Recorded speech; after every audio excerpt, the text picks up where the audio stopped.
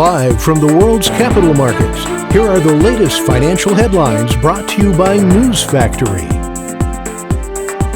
Hello and welcome to Thursday's Daily Financial Digest. And here's what's making the headlines in the markets today. The Bitcoin dollar pair dove 1.5% in the last session. According to the CCI, we are in an oversold market. The euro-dollar price remained largely unchanged in the last session. The stochastic indicator indicates an overbought market. The pound-dollar pair traded sideways in the last session. The Williams indicator is giving a negative signal.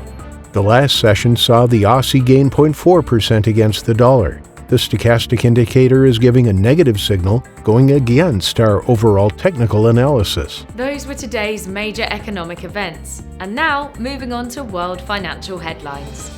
Apple held its first event of 2021, dubbed Spring Loaded, at which it launched the highly anticipated AirTags alongside the new M1 iMac and iPad Pro.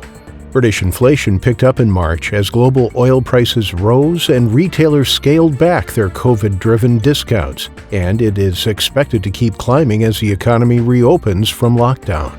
Major Gulf markets were subdued, mirroring Asian stocks due to weak oil prices, as concerns over a resurgence in coronavirus cases in some countries cast doubt on the strength of global growth. And now let's hear what our chief analyst picked up for us today.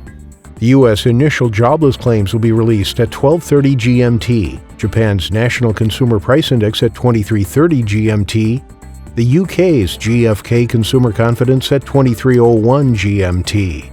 Australia's Commonwealth Bank Services PMI will be released at 2300 GMT, the Eurozone's ECB interest rate decision at 11:45 GMT, the Eurozone's ECB deposit rate decision at 11:45 GMT. We hope that you've enjoyed Thursday's Market Outlook.